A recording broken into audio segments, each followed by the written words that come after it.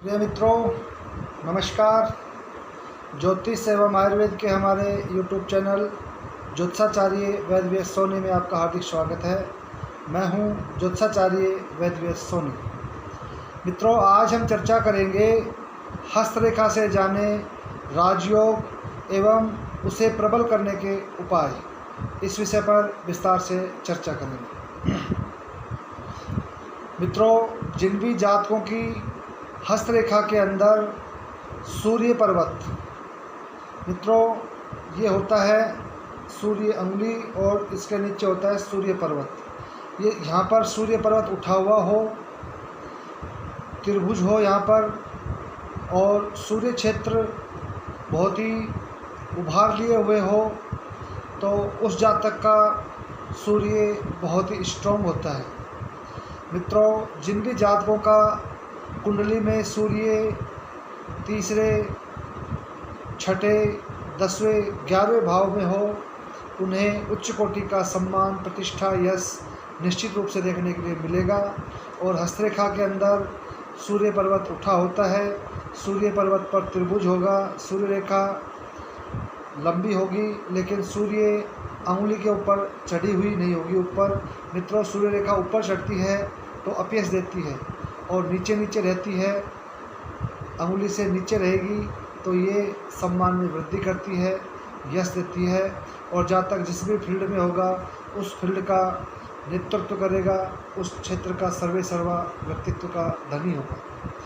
तो मित्रों, सूर्य का बड़ा अहम रोल होता है जीवन के अंदर राजयोग देने के अंदर। जिन भी जातकों की हस्तरेखा के अंदर सूर्य क्षेत्र पर त्रिभुज होगा, सूर्य रेखा होगी लंबी और सूर्य पर्वत उठा होगा, तो उन्हें 35 की अवस्था से पहले ही बहुत ही उच्च कोटि का राजयोग जीवन में देखने के लिए मिलता है। मित्रों, इसके साथ में भाग्य रेखा का होना बेहद ज़रूरी होता है। जिन भी जातकों की भाग्य रेखा लंबी हो, बिना कोई कटके बिल्कुल सीधी रेखा हो भाग्य की, तो ऐसे जातकों को जीवन में हर कार्य में आसानी से सफलताएं मिलती हैं। इनकम रेगुलर रहेगी, पैसे की ज़िंदगी में कोई कमी देखने के लिए नहीं मिलेगी, और जातक के पास ऐसे स्रोत होंगे इनकम के कि जहाँ पर इनकम उन्हें रेगुलर प्राप्त होती रहेगी। मित्रों, राजयोग उन्हीं जातकों की हस्तरेखा में देखने के लिए मिलता है जिनकी हस्तरेखा के अंदर भाग्य रेखा लंबी हो, सूर्य क्षेत्र के ऊपर त्रिभुज बना हुआ हो, सूर्य पर्वत उठा हुआ हो। और मित्रों, जातक के तकरीबन सभी पर्वत उठे होंगे हो तो उससे उतना ही ज़्यादा लाभ उन्हें देखने के लिए मिलता है। मित्रों, गुरु पर्वत उठा हुआ होता है तो गुरु का बहुत ही स्ट्रॉन्ग लाभ मिलेगा। शनि क्षेत्र उठा हुआ होगा तो शनि की अच्छाइयों का जीवन में लाभ देखने के लिए मिलेगा। जातक की व्यापार बुद्धि होगी और बहुत ही उच्च कोटि का व्यापारी भी जातक हो सकता है अगर भाग्य रेखा अच्छी हो और शनि क्षेत्र उठा हुआ। बुध क्षेत्र भी उठा हुआ होता है तो जातक को व्यवहार कुशल, श्रेष्ठ व्यापारी, श्रेष्ठ व्यवसायी, श्रेष्ठ उद्योगपति निश्चित रूप से बना देता है। और मित्रों, शुक्र भी उठा हुआ होता है तो जातक के दाम्पत्य जीवन में बहुत ही श्रेष्ठ सफलताएं मिलेंगी और जातक का दाम्पत्य जीवन बहुत ही श्रेष्ठ रहता है। हस्तरेखा के अंदर भाग्य रेखा श्रेष्ठ हो, सूर्य पर्वत उठा हुआ हो, सूर्य पे त्रिभुज हो, और जीवन रेखा बिल्कुल साफ सुथरी लंबी हो, तो ऐसे जीवन के अंदर राजयोग बार बार दस्तक देते हैं और ऐसे जातकों को जीवन में राजयोग का उच्च कोटि का फल निश्चित रूप से प्राप्त होगा। मित्रों, जिनकी बुध रेखा भी हो उन्हें एक्स्ट्रा बेनिफिट मिलते हैं। मित्रों, बुध जो रेखा होती है जीवन रेखा से निकल के बुध क्षेत्र पे जाती है, तो ऐसी स्थिति के अंदर ये यहाँ से निकल के और बुध क्षेत्र पर जाएगी। तो ऐसी स्थिति के अंदर ऐसे जातकों की बुद्धि बहुत ही तीक्ष्ण होती है। ऐसे जातक बहुत ही उच्च कोटि के दूरदर्शी होते हैं। वो जातक सामने वाले की मेंटलिटी तक पहचान जाते हैं और बहुत ही श्रेष्ठ दूरदर्शी होते हैं। भविष्य के बारे में जो भी वो आकलन करेंगे बिल्कुल सटीक जाता है। मित्रों, ये था हस्तरेखा से जाने राजयोग और उसे प्रबल करने के उपाय के बारे में चर्चा। मित्रों, अपन ने अभी हस्तरेखा से राजयोगों के बारे में चर्चा की है। अब इसे प्रबल करने के क्या उपाय करें राजयोगों को, कि जिससे हल्का राजयोग भी है तो वो उच्च कोटि का होकर के हमें हमारे जीवन में उच्च कोटि का फल प्रदान करें।